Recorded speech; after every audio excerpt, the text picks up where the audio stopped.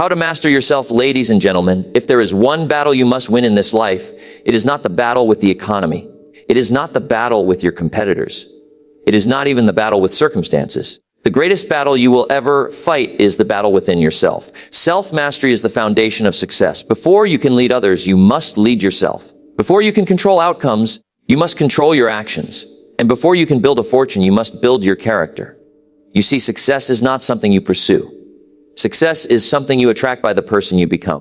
And the person you become is shaped by how well you master your thoughts, your emotions, your habits, and your discipline. First, you must learn to master your mind. Your mind is like a garden. If you do not plant the seeds of discipline, courage, and vision, weeds of doubt, fear, and distraction will grow automatically. Life does not require effort to destroy your focus. It requires effort to protect it. Guard your mind carefully. Be selective about what you read, what you watch, and who you listen to. Every day you are programming your future with your thoughts. If you feed your mind with complaints, you will produce excuses. If you feed it with ideas, you will produce results. Mastering yourself begins with mastering your thinking. Replace "I can't" with "how can I?" Replace blame with responsibility. Replace fear with preparation. Second, you must master your emotions. Emotions are powerful servants, but terrible masters. Anger, jealousy, frustration, they can destroy years of progress in a single moment. A person who cannot control their temper cannot control their destiny. Self-control is strength. When you respond calmly while others react emotionally, you gain power. When you stay disciplined while others become distracted, you gain advantage. You do not need to win every argument. You need to win control over yourself. Sometimes the strongest move is silence. Sometimes the greatest victory is walking away. Emotional mastery is not weakness. It is wisdom. Third, you must master your habits. Your life is not built in a day. It is built daily. Small disciplines repeated consistently create extraordinary results over time. If you want to master yourself, design your day. Wake up with purpose. Read something that stretches your mind. Take care of your body. Write down your goals. Review your progress. Don't wait for motivation. Motivation is temporary. Discipline is permanent. The person who masters small habits masters big outcomes. Remember this. Every action you take is casting a vote for the person you are becoming. If you skip the workout, you vote for weakness. If you keep your promise, you vote for integrity. If you study instead of scroll, you vote for growth. Self-mastery is built in moments no one sees. Fourth, you must master your time. Time is the most valuable asset you possess. You can earn more money, but you cannot earn more time. If you waste your hours, you waste your life. Learn to say no. Learn to focus. Learn to invest your time in skills, relationships, and opportunities that multiply your value. Successful people do not have fewer distractions. They have stronger priorities. Finally, master your standards. Your income rarely exceeds your personal development. Your success rarely exceeds your standards. If you demand excellence from yourself, your results will rise to meet that demand. Raise your standards in how you speak, how you work, how you treat others, and how you treat yourself. Do not negotiate with your potential. Self-mastery is not about perfection. It is about progress. It is about choosing growth over comfort, discipline over delay, responsibility over excuses. The ultimate freedom in life is this: the ability to control yourself. When you master your thoughts, your emotions, your habits, your time, and your standards, you become unstoppable. Not because life gets easier, but because you become stronger. And when you become stronger, everything changes. Work harder on yourself than you do on your job. Develop your philosophy, strengthen your discipline, sharpen your mindset, because the greatest project you'll ever work on is you. And when you master yourself, you master your life.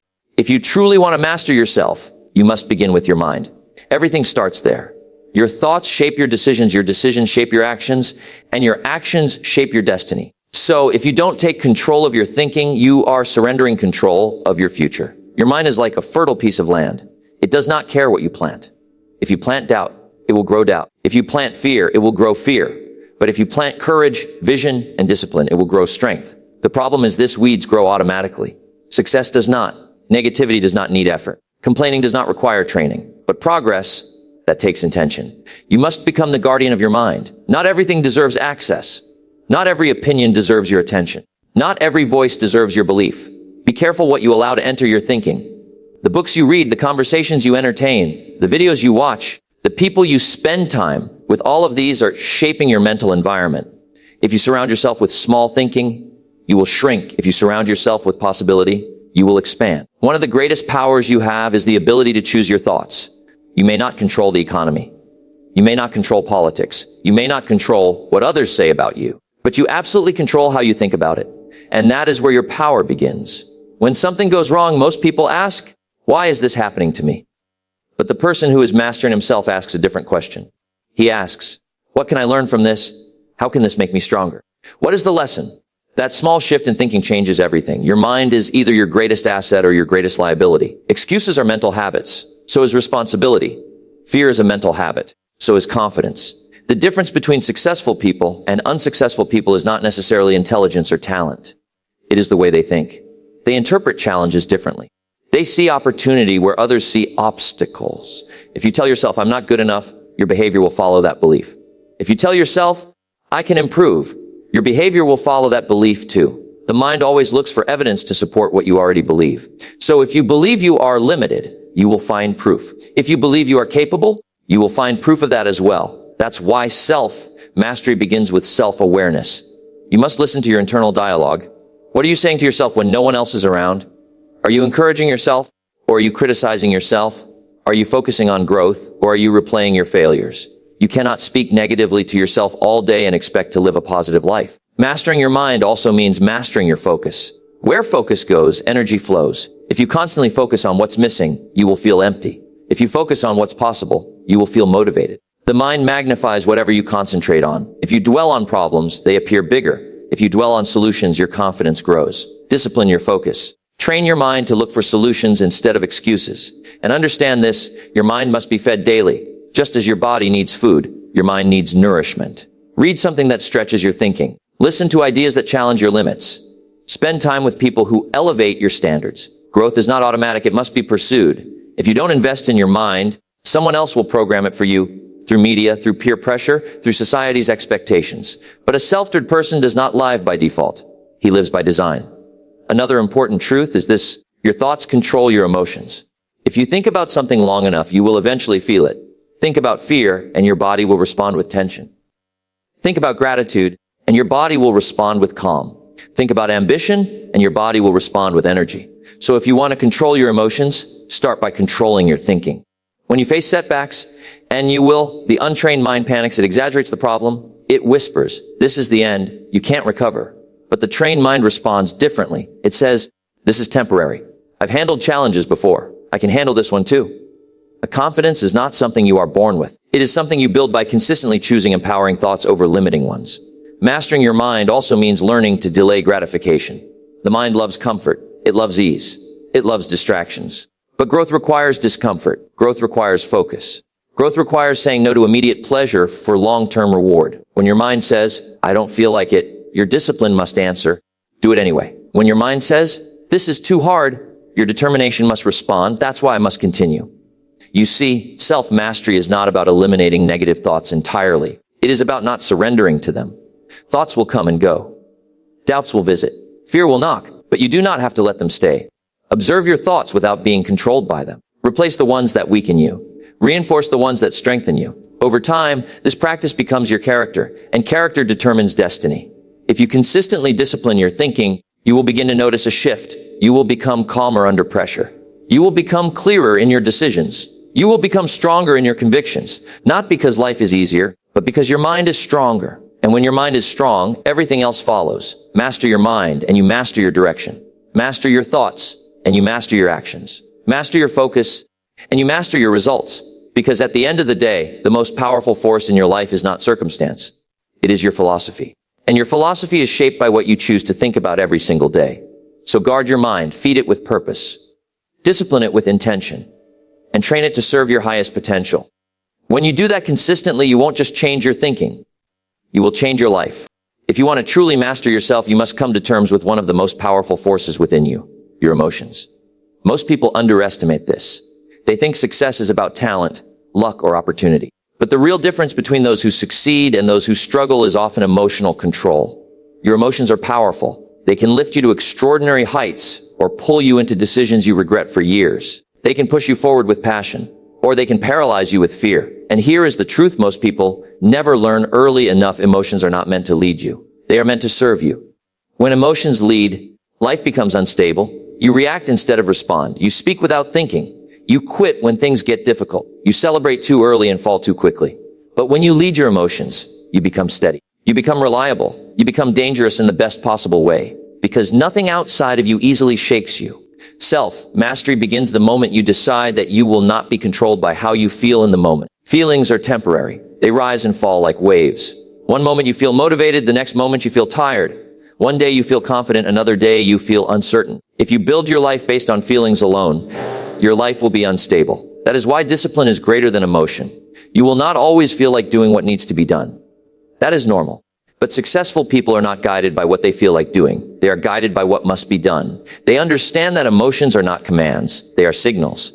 And signals must be interpreted, not obeyed blindly. Think about anger for a moment.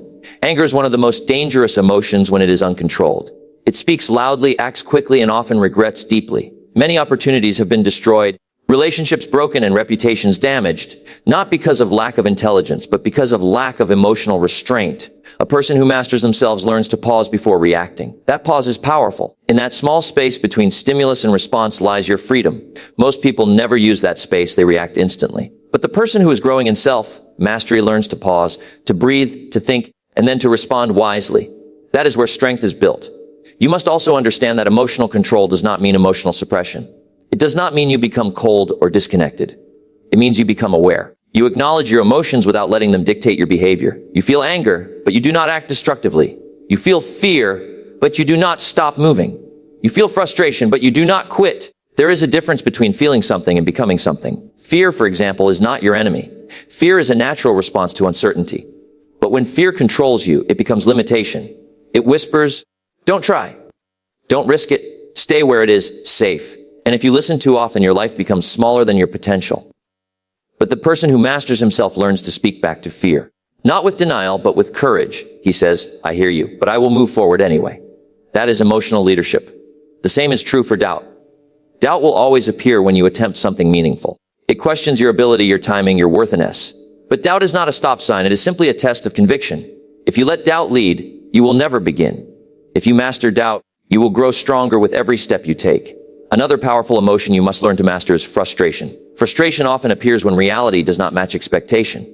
People expect fast results, instant success, immediate progress. But life rarely works that way. Growth takes time. Skills take time. Character takes time. And when expectations are not met quickly, frustration rises. But frustration, when unmanaged, leads to quitting. And quitting is the most expensive decision a person can make. The disciplined individual understands that discomfort is part of development. Instead of asking, why is this taking so long? He asks, what must I improve to move forward? That shift transforms frustration into focus. Emotional mastery also requires understanding that not every situation deserves a reaction. Some things are better ignored. Some battles are better avoided. Some opinions are not worth your energy. When you react to everything, you lose control of your attention. And where your attention goes, your life follows. There is wisdom in restraint. There is power in silence. There is strength in walking away when others expect you to engage. You are not required to attend every argument you are invited to. One of the greatest signs of emotional maturity is the ability to remain calm in situations that used to disturb you. It is the ability to hear criticism without collapsing. It is the ability to face pressure without panic. It is the ability to experience disappointment without losing direction. This does not happen overnight. It is trained through repetition. Each time you choose calm over reaction, you strengthen your emotional discipline. Each time you choose patience over impulse, you build inner stability. And over time, you become unshakable. People often think strength is loud, but real emotional strength is quiet. It does not need to prove itself. It does not need validation. It simply remains steady. You must also learn to separate emotion from decision-making. Decisions made in emotional highs or lows are rarely wise. When you are overly excited, you may overcommit. When you are deeply frustrated, you may quit prematurely. But when you are emotionally balanced, you see clearly. That is why wise people delay major decisions until their emotions settle. They understand that clarity comes after calm. Emotional mastery also influences your relationships. When you cannot control your emotions, you often project them onto others. You blame, you react, you misinterpret. But when you master your emotions, you communicate better. You listen more. You respond with understanding instead of assumption. This alone can transform your personal and professional life. At the deepest level, emotional mastery is about responsibility. It is about owning your inner state instead of blaming external circumstances. It is about recognizing that while you cannot control everything that happens to you, you can always control how you respond. And that response determines your outcome. So the question is not whether emotions will come. They will. The question is whether you will lead them or follow them. Whether you will be controlled by temporary feelings or guided by long-term vision. If you choose mastery, you will not eliminate emotions. You will elevate them. You will turn anger into awareness, fear into preparation, frustration into focus, and excitement into disciplined action. And when you reach that level, life changes, not because circumstances become easier, but because you become stronger inside them. That is emotional mastery. And emotional mastery is self-mastery. If you truly want to master yourself, you must understand a simple but life-changing truth. Your life is not shaped by what you do once in a while, but by what you do every single day. Your habits are quietly building your identity, your results, and ultimately your destiny. Most people underestimate habits because they are small. They seem insignificant in the moment. Skipping one workout does not look like a tragedy. Missing one day of study does not feel dangerous. Wasting one evening does not feel like failure. But life is not built on single events. Life is built on repeated behavior. And what you repeat becomes your reality. That is why self-mastery is deeply connected to habit mastery.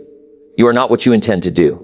You are what you consistently do. Your habits are silently writing your future while you are busy thinking about it. If you want to master yourself, you must stop negotiating with your daily actions.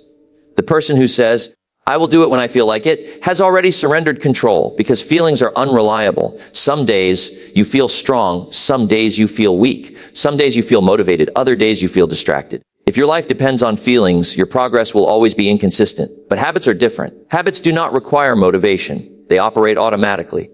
And that is why they are so powerful. They remove decision fatigue. They remove emotional struggle. They turn discipline into routine. A successful life is not created by rare moments of greatness.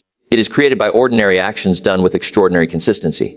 Think about this carefully. Your current results are not random. They are the outcome of your current habits. If your life is improving, it is because your habits are improving. If your life is stuck, it is because your habits are stuck. If your life is declining, it is because your habits are declining. There is no mystery here. There is only repetition. The danger is that bad habits are easy to build but difficult to break, while good habits are difficult to build but easy to maintain. At the beginning, discipline feels heavy. Waking up early feels uncomfortable. Studying when you are tired feels difficult. Exercising when you are lazy feels challenging. But if you stay consistent long enough, those same actions become part of your identity. And identity is everything. Once a habit becomes part of who you are, you no longer argue with it. You simply do it. You do not debate whether to brush your teeth, you just do it. That is the level of consistency you must reach with your most important habits. Self-mastery requires that you become intentional about your routines. Because your routine is not just what fills your day. It is what shapes your future. If your routine is filled with distraction, your future will be unstable. If your routine is filled with growth, your future will expand. You must design your habits like an architect designs a building. Nothing should be random. Every action should serve a purpose. Start with small disciplines. That is where real transformation begins. Read a few pages every day. Exercise consistently, even if it is simple. Write down your goals. Reflect on your progress. These are small actions, but they create a powerful chain reaction over time. People often fail because they try to change everything at once. They become motivated for a few days, attempt massive change, and then burn out. But real growth is not explosive. It is gradual. It is the accumulation of small wins repeated daily. Discipline is not built in intensity. It is built in consistency. You must also understand that habits shape your mindset. If you repeatedly act with discipline, you begin to think like a disciplined person. If you repeatedly act with laziness, your thinking becomes lazy. Behavior comes first. Identity follows. This is why you cannot afford to ignore your daily actions. Every habit is casting a vote for the type of person you are becoming. Each time you choose discipline, you vote for strength. Each time you choose delay, you vote for weakness. Over time, those votes decide your identity. One of the most powerful habits you can build is the habit of starting immediately. Procrastination is one of the silent destroyers of potential. It convinces you that there is always more time. It delays action. It weakens urgency. But successful people understand that action is the cure for hesitation. When you act quickly on what matters, you build momentum. And momentum makes everything easier. The first step is always the hardest, but once you move, energy follows action. Another essential habit is consistency in learning. Growth does not happen by accident. It happens through daily input. What you feed your mind determines how you think, and how you think determines how you act. If you feed your mind with distraction, you will produce confusion. If you feed your mind with ideas, you will produce clarity. The person who reads daily is building a different future than the person who consumes distractions daily. It may not be visible immediately, but over time the gap becomes massive. Self-mastery also requires the habit of reflection. Without reflection, you repeat the same mistakes. With reflection, you improve. When you review your day, you begin to see patterns. You notice what is working and what is not, and with that awareness, you adjust. Most people live reactively. They move from one day to the next without learning from the previous one. But mastery requires awareness. It requires asking, what did I do well today? What did I waste? What must I improve tomorrow? That simple habit creates continuous growth. Another important habit is keeping promises to yourself. This is where true discipline is tested. It is easy to keep promises to others because there is external pressure. But the real challenge is internal accountability. When you say you will wake up early, do you do it? When you say you will complete a task, do you finish it? Every time you break a promise to yourself, you weaken your self-trust. And without self-trust, confidence disappears. But every time you keep a promise to yourself, no matter how small, you strengthen your identity. You become someone you can rely on, and that is the foundation of self-mastery. Over time, your habits begin to shape your reputation, your results, and your reality. People may see your success and think it happened suddenly, but you will know the truth. It was built in small, invisible moments.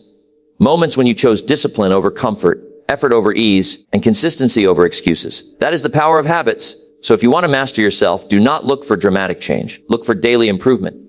Do not chase motivation. Build systems. Do not depend on inspiration. Depend on discipline. Because in the end, your life is not controlled by big decisions made once in a while. It is controlled by small habits, repeated every single day. And when you master those habits, you master your life.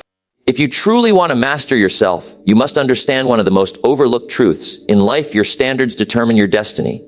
Not your wishes, not your dreams, not even your intentions, but your standards. Because life does not respond to what you hope for. Life responds to what you consistently accept from yourself. Most people live far below their potential not because they lack ability, but because they have low personal standards. They tolerate too much. They accept excuses too easily. They allow comfort to override discipline.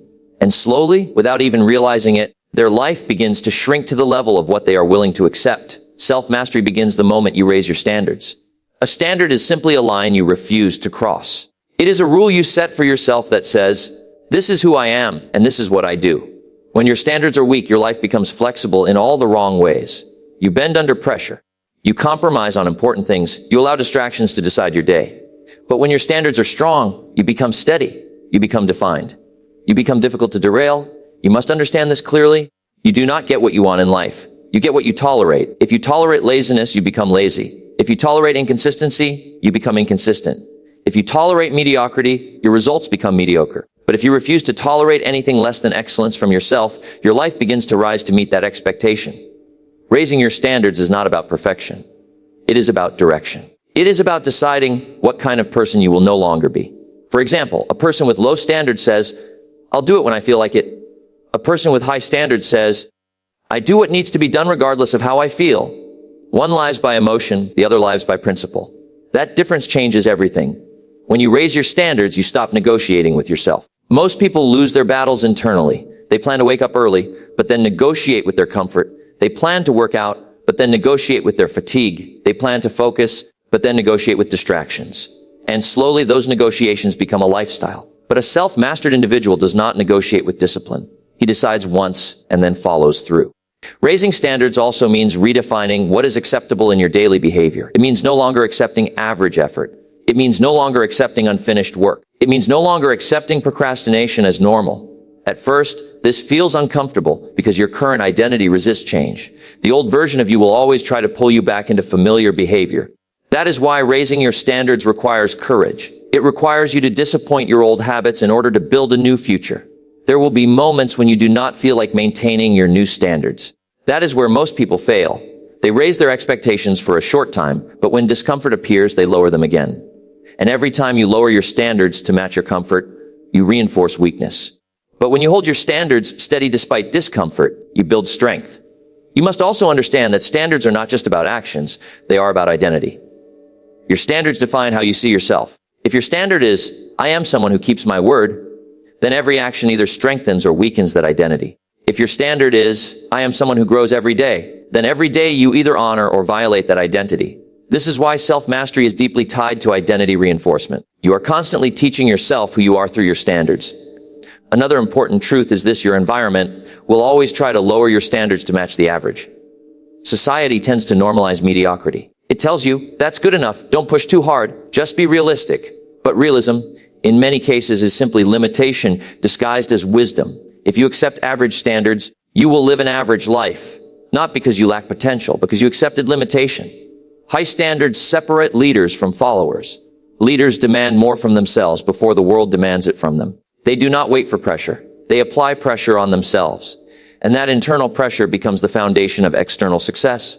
You must also learn that raising standards requires elimination. You cannot raise your standards while keeping the same level of distraction, the same habits, and the same excuses. Something has to go. You must remove what weakens you in order to strengthen what remains. That might mean removing time-wasting routines. It might mean distancing yourself from environments that encourage low effort.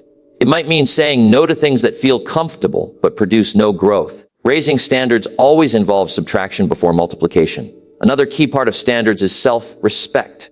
When you respect yourself, you no longer accept behavior that damages your future. You stop betraying your own goals. You stop breaking promises to yourself. Because every time you do, you lose a little respect internally. And when self-respect is low, discipline becomes difficult. But when self-respect is high, discipline becomes natural. You do what you said you would do, not because someone is watching, but because you are watching yourself. High standards also improve decision-making. When your standards are clear, decisions become simpler. You do not waste time debating whether to do something that clearly violates your principles. You already know the answer. Your standards decide for you. This clarity reduces confusion and increases focus. Over time, something powerful begins to happen when you consistently maintain high standards. Your identity shifts. You start to see yourself differently. You begin to act with more confidence. You begin to carry yourself with more certainty. Not because life changed overnight, but because your internal expectations changed. And here is the truth most people miss. The world adjusts to your standards. People treat you based on what you consistently accept. If you accept disrespect, it continues. If you accept excellence, it rises. If you accept inconsistency, it persists. But if you consistently demand better from yourself, the world eventually reflects that demand. That is why raising standards is one of the most powerful acts of self-mastery. You are not just improving behavior. You are redefining identity, environment, and future outcomes. But raising standards is not a one-time decision. It is a continuous commitment. Every day, you are either reinforcing your standards or weakening them. There is no neutral ground. You are either moving forward or sliding backward. That is why discipline is essential. Because discipline protects your standards when motivation disappears. And motivation will disappear. There will be days when you feel tired, days when you feel distracted, days when you feel discouraged. But your standards remain. They do not change with your mood. They remain fixed, guiding you back to who you decided to become. So the question is not whether you have potential. The question is whether your standards match your potential. If your standards are low, your potential will remain unused. But if your standards are high, your potential will begin to express itself. And when that happens, your life will rise, not because circumstances changed, but because you changed what you accept from yourself. That is the power of standards. And that is the final stage of self-mastery. Refusing to live below the level of who you are capable of becoming.